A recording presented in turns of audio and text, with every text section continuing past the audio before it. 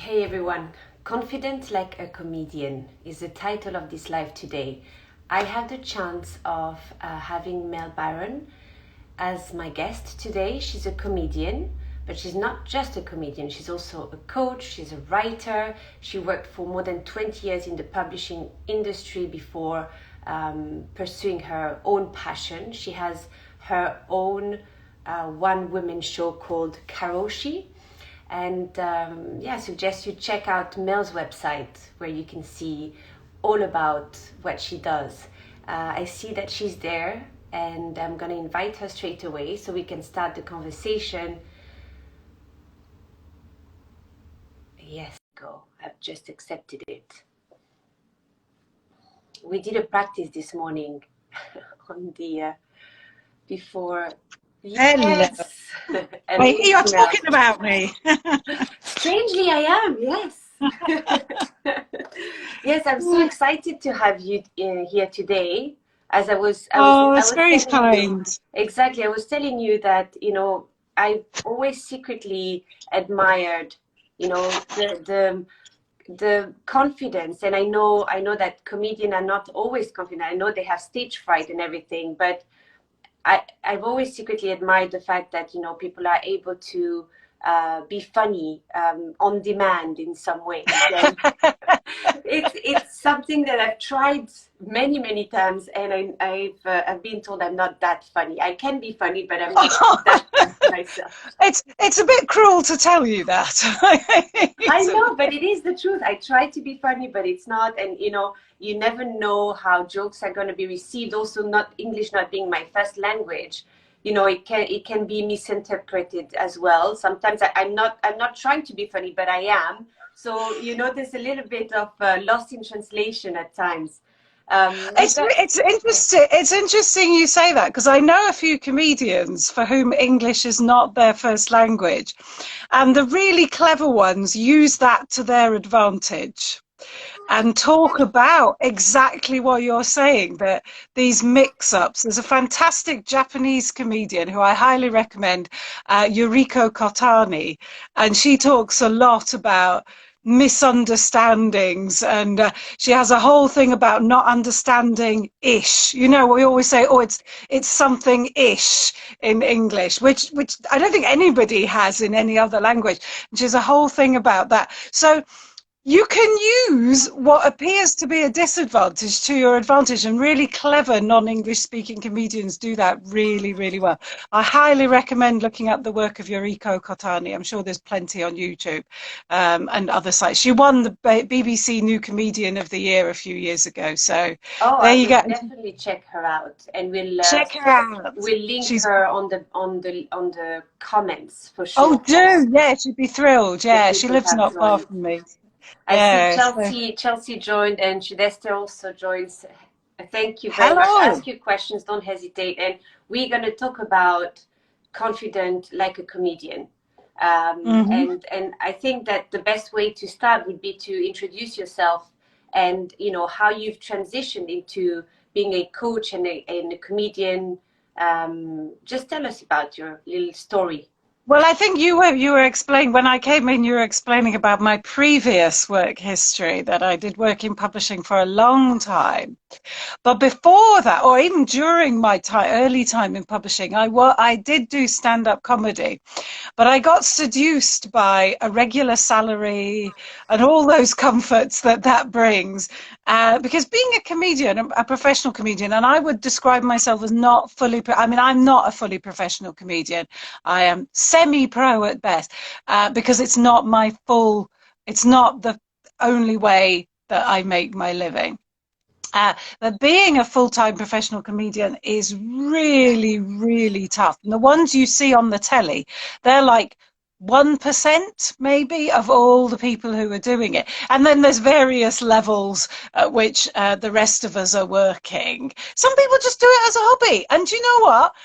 What a fantastic thing to do. I know people who do it as a hobby because they're, after a day at work, a horrible day at work, just to stand on stage, do something creative, make people laugh. What a lovely thing to be able to do. And then you have to go back and be with your boss the next day. But that's everybody. But yeah, so I I work part of my time as a comedian and I do other things. And really, yeah, the coaching kind of came. So what happened was I had a full-time job and I wasn't very happy, like many of us. And I decided to give it all up. And I wanted to find a way to help other people who were in the same situation as me, who were miserable at work. And I just thought, well, you used to be a comedian. Be a comedian again. Talk about it and let's have people, give people the opportunity to laugh about work.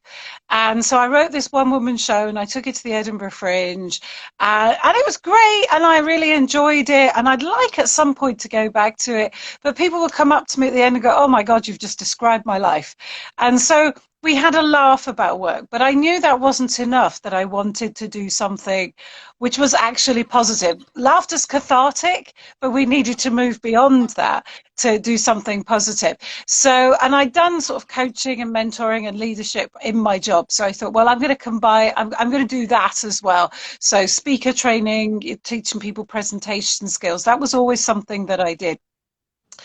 And for a while, I let these two paths go in a kind of parallel fashion. And then I realized that actually what makes me different from everybody else doing either of these things in a parallel fashion is the combination of the two. And that there is a lot that we can learn from the comedian's craft. I mean, also, the humor at work is really important. Humor in life is really important. But there's a lot we can learn from the craft about how we create things, and about, as you say, the confidence to stand on stage, which is quite, yeah, it is a bit scary, but I find scarier the idea of putting out not complete, not finished work. And that's part of what I talk about when I do this, is that we look at imperfection all the time. We do work in progress shows. I see Adela has joined, and Adela's actually been to one of my work in progress shows where it's not finished, but you put it out there, and the only way to find out if it works is to put it out in front of an audience. That I find is a really scary thing, but you have to have the confidence to get up there and do it. When you say work in progress, is it a comedy show? Is it like a okay? Yeah, it's my new 1 hour show. It's not finished yet. It's booked in for the Edinburgh Fringe. Oh, bless! She said it was brilliant. She's no. Take the compliment. Take the compliment. Take it. I know. I'm so British. Hate compliments. And so yeah, I'm booked into the Edinburgh Fringe in August. So I've got to get it really polished before then. So I have to put it out there and go, oh, I've got to change this, so I've got to change that, and I've got to change this. And then there comes a point where you go, do you know what?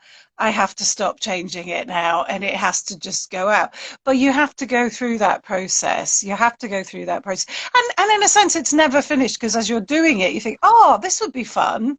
And when I did the first show about work, there was a bit in the show where people could tell me their stories. So they got integrated into the show. So the audience helped me to create a better show, because it is a two-way, it's a dialogue, isn't it? If you're standing up in front of anybody.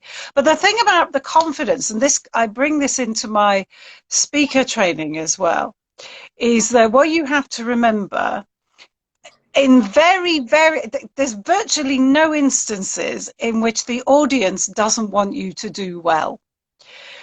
Comedy nights, yes, there can be a bit of heckling, and yes, there's alcohol involved, which obviously puts a different perspective on it. If you were giving a talk at an event, you would expect people not to have had several pints of beer beforehand. But by and large, people pay for tickets, right? They pay for tickets. They don't come to see you do badly. They want you to do well.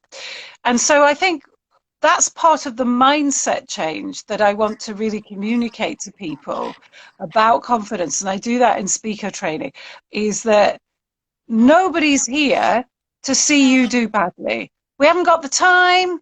Why would you buy it? Why would you pay for that? Why would you say to your friend, hey, I bought 2 tickets for a comedy night. I think the comedians are going to be rubbish. It's going to be great. Shall we go? Yeah, nobody's going to do that. I mean, yeah, as I say, sometimes alcohol plays a bit of a part in that. But if you're speaking at work at an event, if you're pitching for your business to a potential customer, a potential client, they're not sitting there thinking, "Oh yeah, I'll give up an hour of my time because I think this woman's probably a bit rubbish." Nobody's going to do that. So you have to. So it all starts in your head. All the confidence starts in your head. Then you stand up on stage, you tell a joke, people laugh, and then you're like, oh, I feel the wave of love. This is going really well. And that's how you build your confidence, first of all, through the mindset of thinking, well, I'm just going to do this because they want to be entertained, or they want to hear what I have to say. And then you get it coming back. You get it coming back, and then you go, oh, God, this is great. So it all builds, and so it builds your confidence. So it's like it is co-creation in a sense, particularly with comedy. It's co-creation. Yeah. That the audience is part of the dialogue as well. I love what you're saying here, which comes from an attitude of saying, okay, let's test things out. Let's see how it goes. No matter what happens, I'm gonna be okay at the end of the day. Even if they don't laugh about my joke, I'm still worthy. I'm still, a human being worthy of appreciation, etc., etc. And it's a great way to battle this syndrome of the imposter syndrome, or the kind of having the courage to be disliked in some ways. However, exactly. I wanna ask you something there though, because a comedian, I know that when I have been to quite a few one women or one man shows, and I've gone with a very open mind. However, we do come out saying, yeah, it was good, or I didn't like it. We do criticize or judge. This is the commonality of an audience. And of course, in the workplace, maybe it will not be about, what has been delivered and how much you've laughed. So there's a little bit of, you can quantify, right, how much you've liked or disliked something. Really, like it's easier to quantify than maybe in the workplace. So that's why I'm curious to know a bit more about how you develop that courage of being criticized or not being liked and judged and having a bad review on a newspaper or on a website. How have you handled a situation like that? If you've gone through it, maybe you haven't, but maybe others who have. Oh, I have. Oh, I have. It's everything you put out into the world. Everything you put out, if it's a business presentation, a one-woman show, whatever, statistically, there will be somebody who doesn't like it. That's not personal. That's just mathematics. Statistically, somebody will think, that's not for me. But it's not necessarily personal. And I would say, especially with business, it's not necessarily personal. It's that there's a mismatch. And you don't perhaps offer the client or whatever what they need and what they want. And in comedy as well, sometimes there's a mismatch. There's a mismatch between the audience that you thought, because each audience is a beast. Each one is different than the next one. And just on this particular day, maybe that audience and you don't mix together. It happens. It's just one of those things. And equally, critics don't necessarily like what you do. I did the last time I went to Edinburgh, a long time ago, before COVID. And, I put my press release out there. Some people don't put their press releases out. I put my press release out because I wanted critics, if they wanted reviewers, to come. And the only thing I asked for was that I didn't get told they were coming, because that shifts your mind to think, oh, the reviewer's coming. Oh, we better think differently. We better do it differently. Some people want to know they're coming. I didn't. So this reviewer came. I didn't know he was coming. But in Edinburgh, the reviewers wear lanyards, which are orange. So this guy with an orange most of them take them off when they're in a show. This guy walks in, orange lanyard, sits on the front row, and I thought, oh, for heaven's sake. And that was the day we were filming as well. And he sat in the front row and did not laugh once. didn't laugh, clearly hated every minute of it. I don't know why he thought it would be interesting. He was from a student website. I, a woman of a certain age, was doing a show about my love of old films from the 1930s, 40s, and 50s.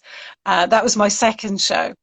So it wasn't for him. It wasn't for him. I don't know why he thought it was. I don't even remember sending my press release, but somehow he got a reviewer's ticket. He came. Review comes out next day and it says, well, her audience liked it. And I was absolutely gobsmacked by that, because it was like, he was saying, well, I didn't like it, but somehow these people did. And I thought that was the weirdest critique, because he wasn't even critiquing me. He was critiquing the audience because he thought they shouldn't have liked it. So, and that really that really annoyed me, because I think if you're going to critique me, critique whatever you want to critique about the show, because we all have thoughts about things. But yeah, so I have had a bad, and I did have one bad review for the other show, uh, Yes. which which I haven't committed to memory. My view was, whereas that one really annoyed me, that's why I've committed it to memory.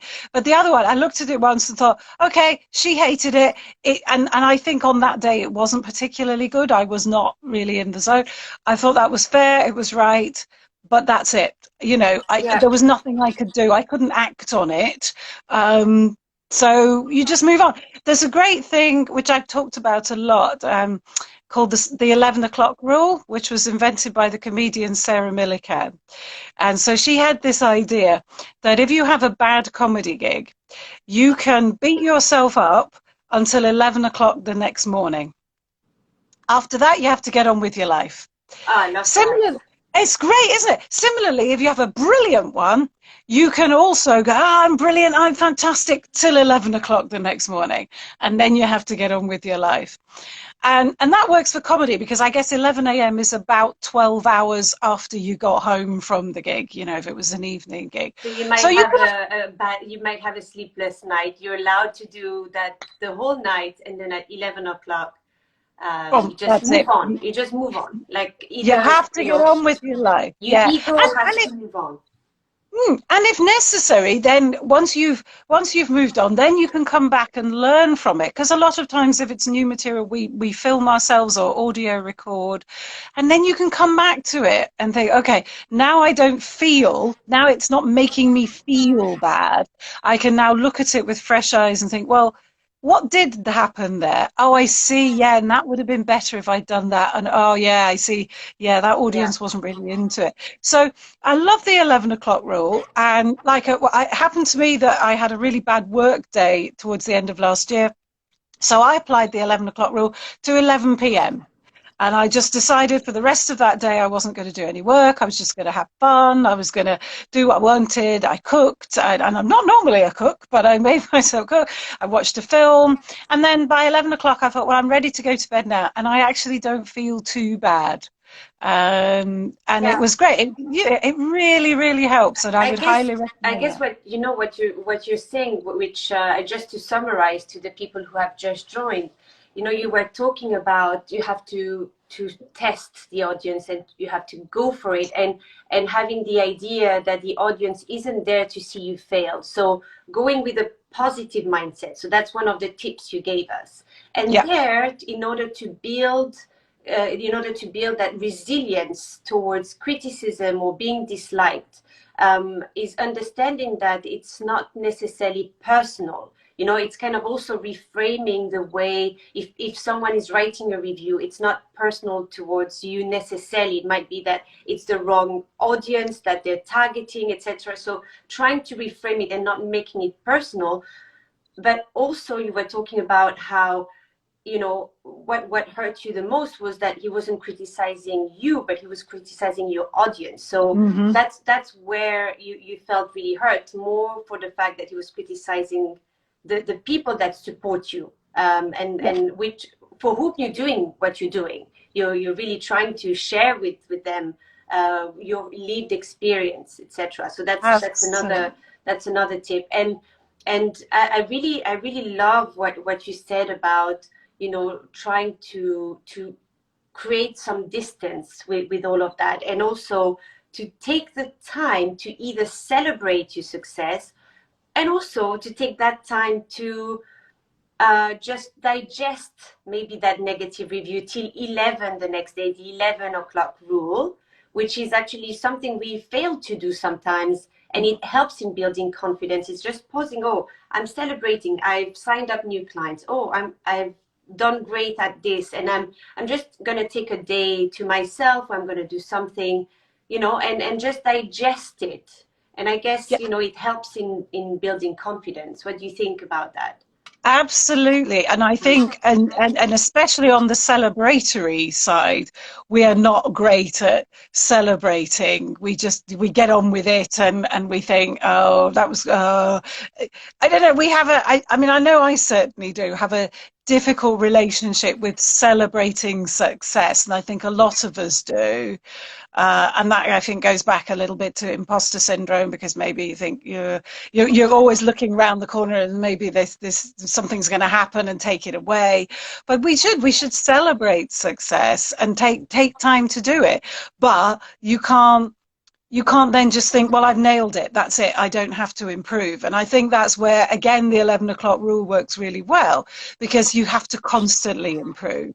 Well, now I've had that success. How can I build on that? How can I improve on that? What went right there? And what else can I do? So I think it's all about not ever being satisfied. And I think the comedian Victoria Wood, who is my great heroine, she said that the secret to success was never being fully satisfied. They, I did well there, but how much better can I do?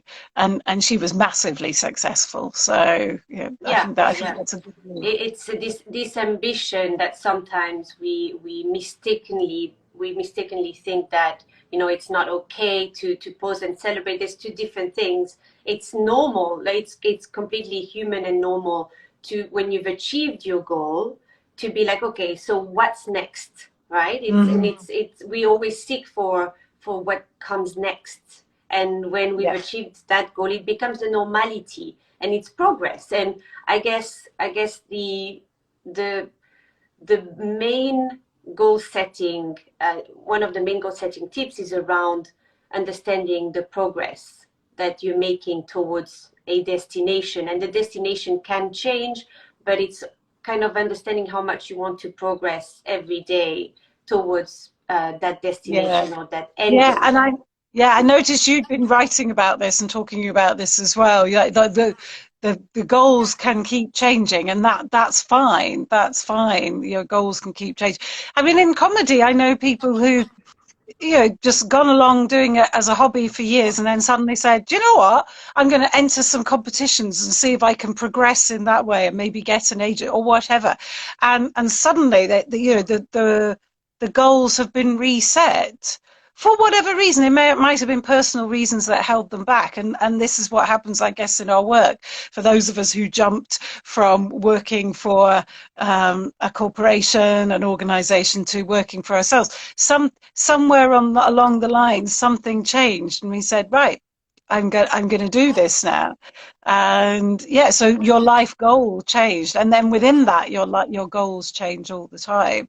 And yeah, That's true. I think the thing is, it's a mindset thing, and it's also always being aware that nothing is the same. And I mean, certainly in terms of, if we were to try and build that analogy around comedy, no two comedy nights are the same.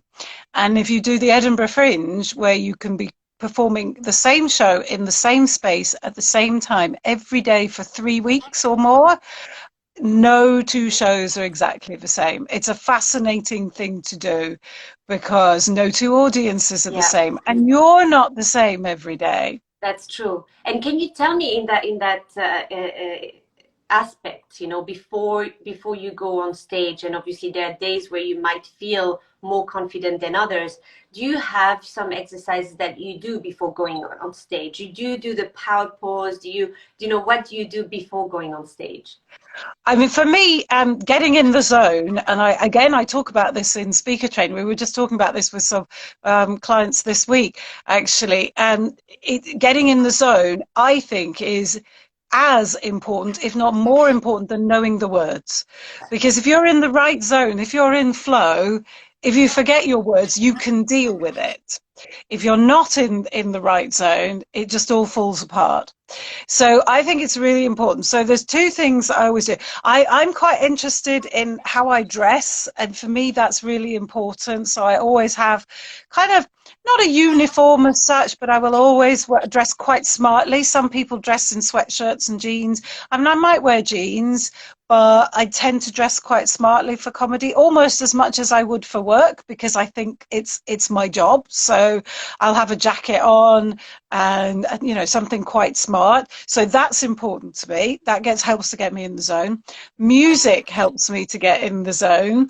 I have my own playlist, which is very important. It's kind of power music, not necessarily music I'd listen to in any other context, but it is important for me to have that music, and so that's something that's really important to me. And actually, the other day we were talking about this it was in my online course, and somebody said she uses a special oil, which she uses before she has to do something. Yeah, Yeah, and so breathing. smell. Yeah, Yeah, yeah, yeah. exactly. So for me, it's music and making sure I look like I belong. If I turned up in jeans and a sweatshirt, I would feel very uncomfortable. It Yeah, yeah, wouldn't yeah. suit I mean, me. clothing is also a headspace, right? Just it clears your headspace of preparation. We will Yeah. talk about, I want to ask you about practice and preparation as well as my next Hmm. question. And improvisation as well, which I've asked you in the past, but I want Yeah. to ask you again here. But like when you know what you're gonna wear and you know that it's gonna suit your skin tone and everything, you don't have to think about it. This is something less to think about. So Yeah. we clearly I clearly agree 100% with that. And then when you say entering in the zone, are you familiar with Amy Cuddy, the Yes, powerful? exactly. Yeah, Yes, exactly. yes, I Yeah. find this is very helpful to quickly get in the zone, just looking at yourself in the mirror and doing that powerful, Yeah. or Yeah. high-fiving you like You high five Mel yourself in the Robbins. mirror. Yeah. Exactly, the high five as well. Yeah. Those really help before doing a talk, right, as well, to get in that zone.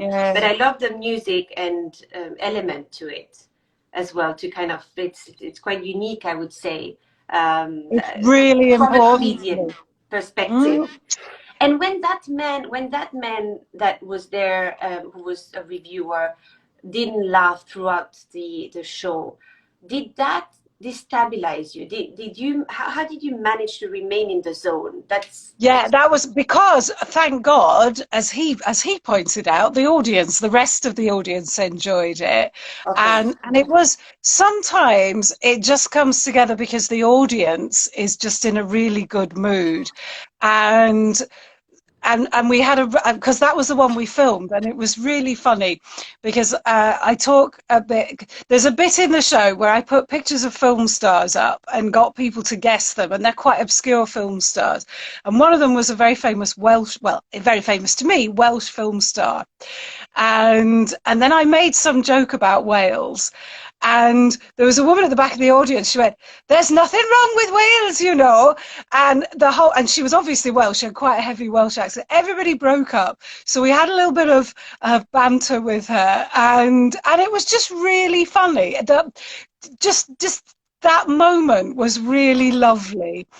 And obviously, when I make jokes about, say, I make a joke about Wales, I'm not unkind, because some people are unkind, and that's been a bit of a hot topic recently. And I mean, yeah, I don't agree with punching down like that, but we had a bit of a laugh. So everybody else was having a good time and enjoying it. So I could see that guy through the corner of my eye. Mostly I could see his orange lanyard. Um, but it kind of didn't bother me because I was just focusing here on the rest of the audience. When I watched the film, because the film was taken from the back of the room, you can see the row of heads in the front row, and one of them never moves, and it's his. It's Whereas his. when people laugh, you move your head. So it didn't bother me so much because it was one of those lovely days. There are days Yeah. that I equally. there was one day where nobody laughed. It was awful. And that threw my timing because I wanted to get it over with. And then it just gets worse and worse. So that was not a good day.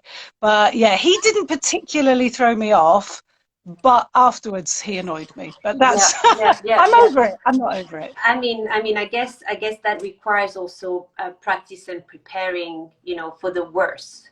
Because we're very good at practice and preparing presentations, and but we don't necessarily prepare for the worst. So what happens if someone asks you a very destabilizing question, or there's someone that criticizes something about your presentation, or but here in your instance, someone that interrupts you, or someone that says something nasty to you, someone that doesn't laugh, I guess that comes also with the preparation, not just of what you're going to say during that show, but what's the worst that can happen. Can you tell me a bit about Exactly. how Yeah. you do that preparation? I mean, from a comedy point of view, the worst thing is not somebody who says, "You're rubbish, get off," because we can deal with that, because then we can turn on them and we can, as I say, I don't like punching down on people, but if you make a joke at that person's expense, the rest of the audience is then on your side.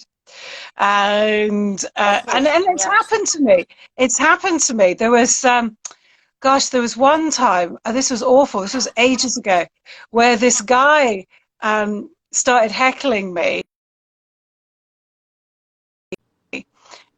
And then I stopped what I was saying, and he said, oh, what did he say? It was something like, "Oh, well, I can't help it, I've got a brain injury."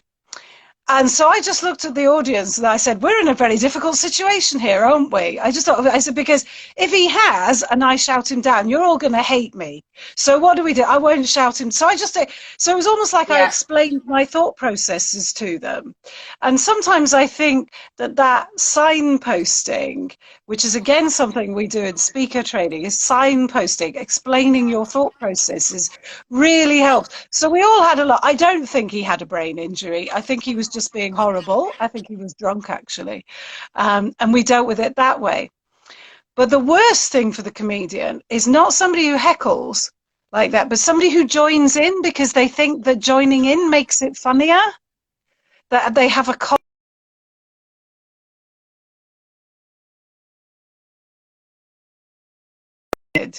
They're nasty. I think you've Oh, cut off. okay. I don't know if I cut off or you cut off. Somebody, yeah, I saw something. I'm there. I'm back. Are you back? I am back. Yes. Yes. So yeah, the person who sort of joins in uh, that's really much more difficult to deal with. So you might talk about, I might have a joke about Wales, and somebody would shout out, "My brother's from Wales," not because they're being nasty, but because they think it's funny. And that's quite difficult to deal with. And so I would often say, well, we're saving the question and answer section till the end, or we're not taking questions from the floor at the moment. So just Yeah. gently push back with a little joke. So I but it has love to that. be. Do you give those kind of sentences? Because if you think about it, like some of my clients will say that their values is fun and adventure, etc.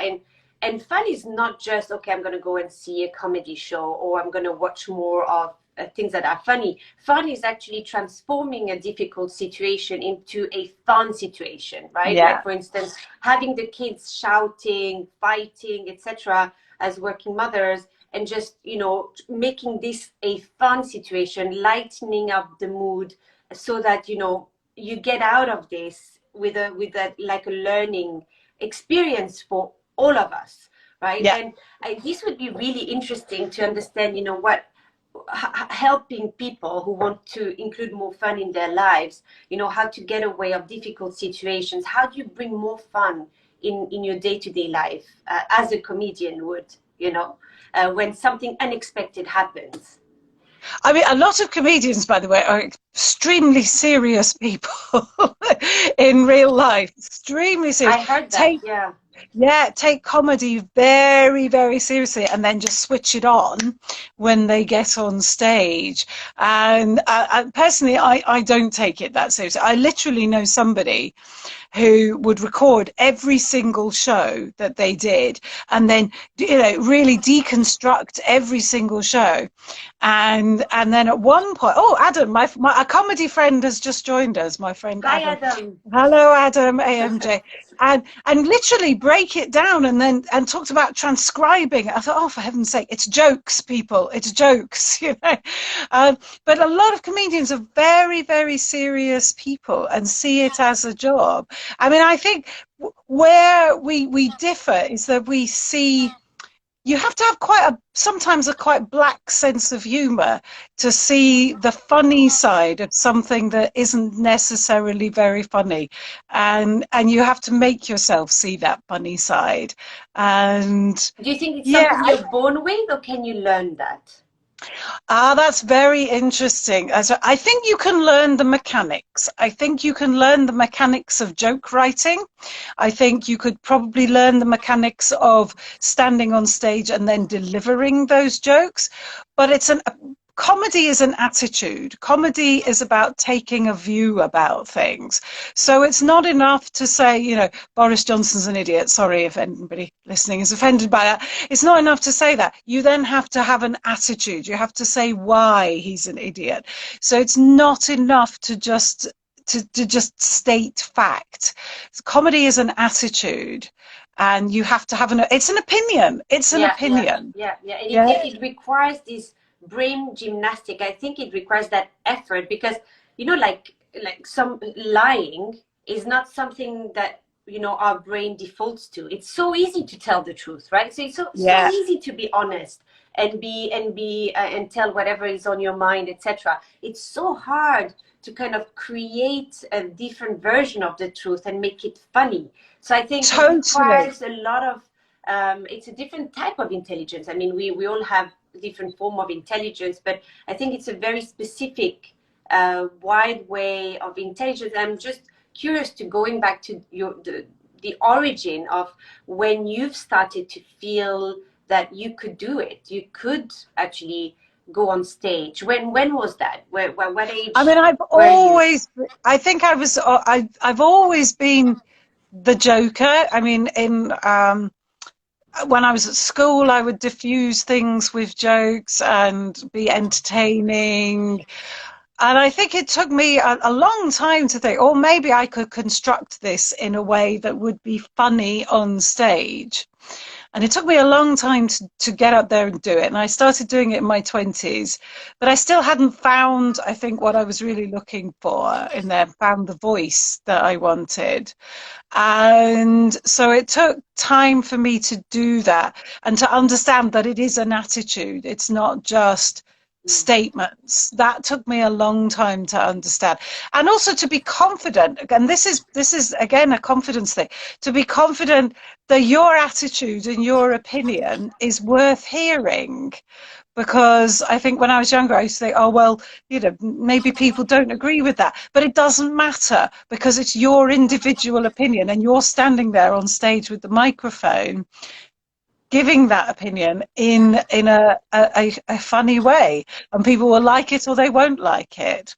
I don't think that matters, but I think if you're doing it well, people will enjoy your slightly skewed attitude.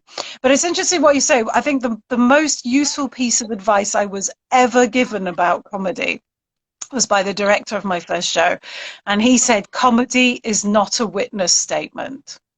So you don't have to tell the truth. You can bend it out of shape to make it funnier.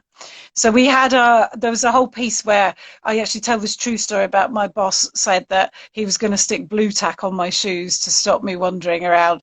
And my director said, well, push that further. And what you push it further. And then I pushed it to, he was going to put nails in my shoes. And then it was, that's what they did to Jesus. So, you just keep pushing and pushing and pushing. Whereas blue tack, I don't think there was anything I could have done with that. But that's the true story. So it's not a witness statement. You can tell lies. It's fine. I love that. And clearly I can understand, the your course being so powerful, especially for people who want to bring a bit of fun, a bit of a different kind of energy in the talks that they may be doing. And I'm considering actually working with you for the talks that I've done in the past around time management, etc. Just to, like you said, I have this French accent. What do you do? Do you keep it? Do you make it? Do you make a joke out of it? What can you think around your branding, the messaging you're trying to make, and how can you make it special that people will remember you? All these things. So tell us about your course that you're launching this course when. Confident like a comedian. So I'm starting, work like a comedian. Yeah. I'm doing this with you, and I've got another couple of webinars coming up. And the idea is to take that into organizations and to groups and so on. And there's 3 pillars of that. So confidence is one of the pillars, and confidence is one, creativity is the other, pushing those boundaries. And the third one is conscience. And so 3 C's, because it's all about rules of 3, as any comedian will tell you. And that's about how you make people feel. Conscience is all about how you make people feel and how you feel yourself. And so that's really important as well, because that's what we're dealing with in comedy. But if you think about it at work, if you're a leader, you think about, they've got to do these tasks, and we've got our deadlines and so on. But at the end of the day, if you're not leading in a way that allows your people to do the best they can do, if you haven't got that feeling, that the nice vibe going on, or the right vibe going on, then it's not going to work.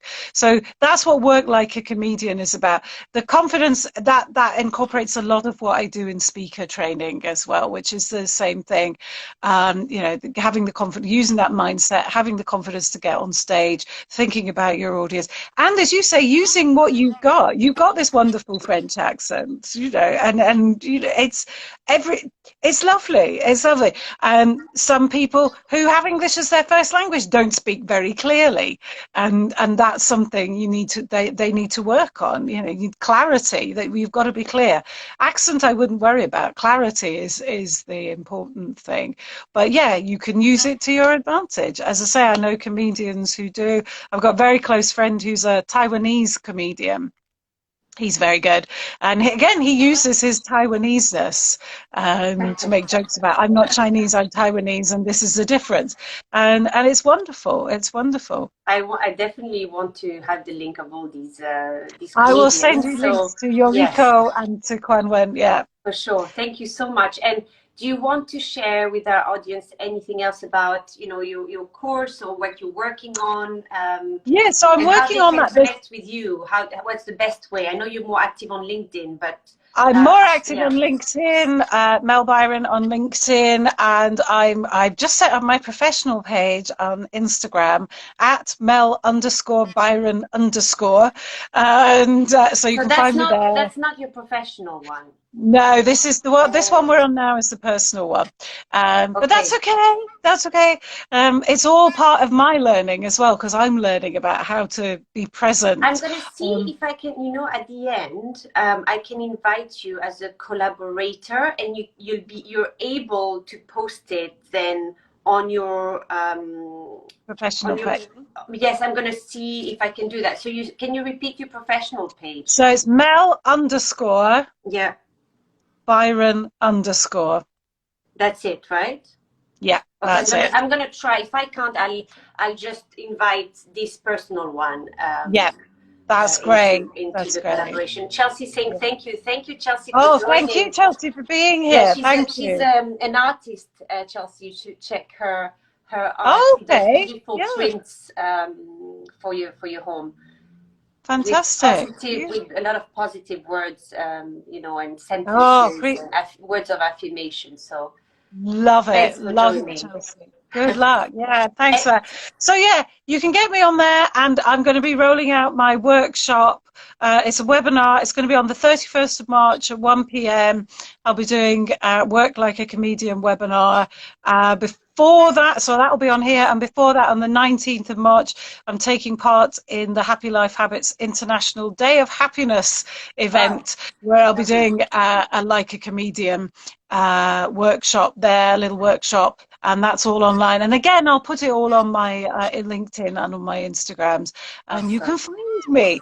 It's But so nice talking to you. Like from the first day, I met you. You put people at ease. You make them feel welcomed. You have this gift.